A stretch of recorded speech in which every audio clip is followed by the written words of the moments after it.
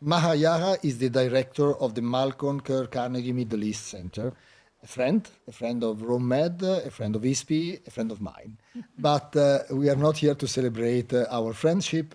We are here because we may be on very close to a ceasefire, or at least a pause in Lebanon. And so, do you think we will have one?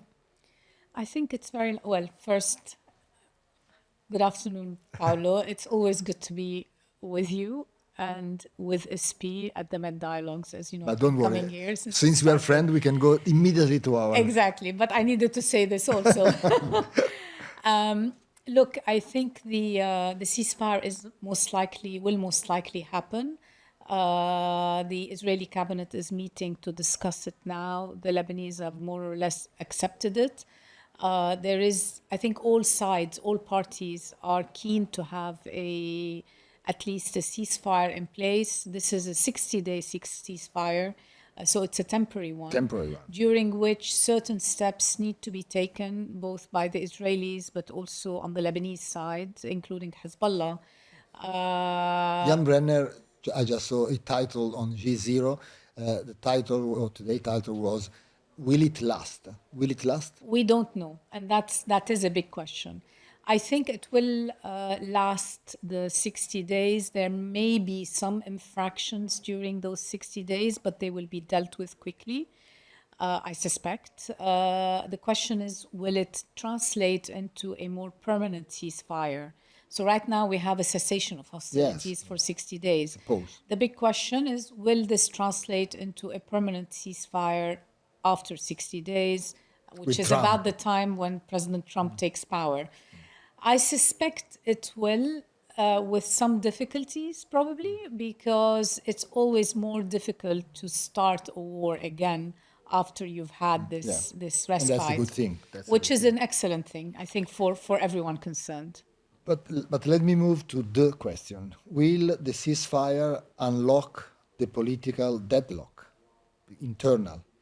It is looking at the long term. Yeah, no, it is possible. I think part of the internal, if you want, bet is that we will move now to, because Hezbollah until now have been saying that they don't want to go to the election of a president while the country is under fire.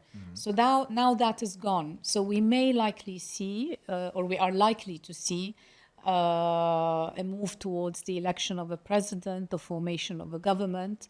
It has to be a government that is quote unquote trustworthy, and a government that is able to put together not only a post-conflict rebuilding and reconstruction. We're looking at immediate, medium, and long term. There are the immediate humanitarian needs of the population. I would hazard a guess and say at least 500,000, if not more, people will not be able to go back home. You have more than 100,000 units that have been either partially or fully destroyed.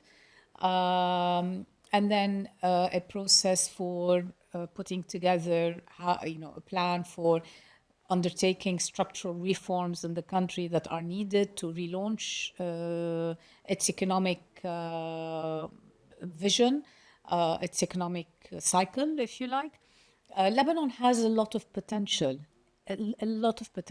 both in terms of talent, but in terms of even economic sectors that it can develop in a region that has become a lot more competitive.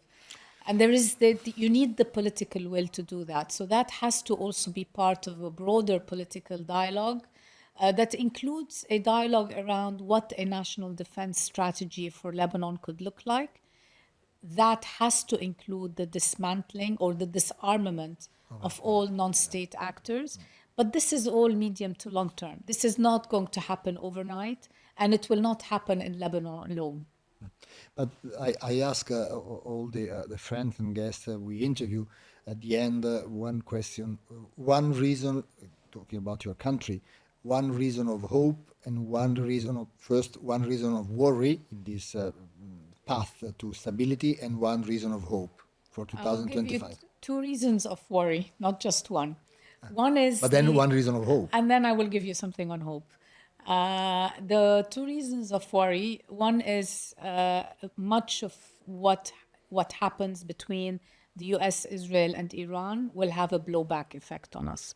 So right now we are banking on a positive move on that front. The Iranians are already making quite a few signals to the Americans that they would like to talk to them.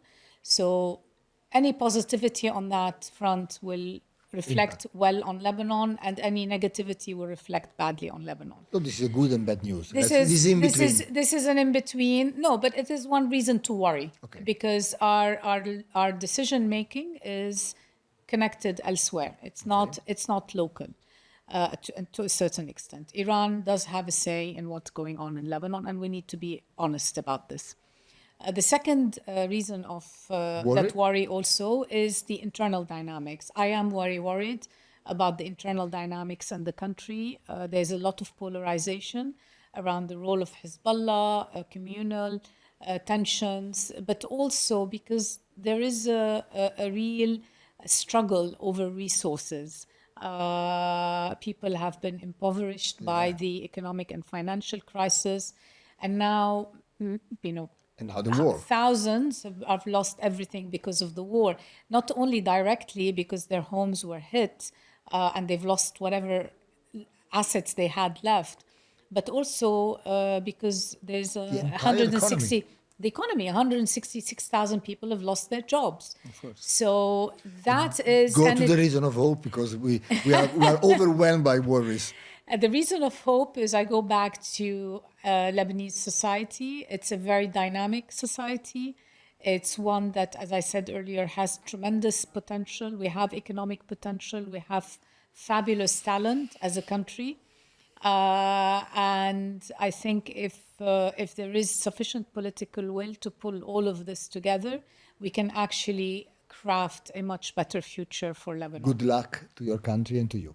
Thank you, Paolo. Thank you.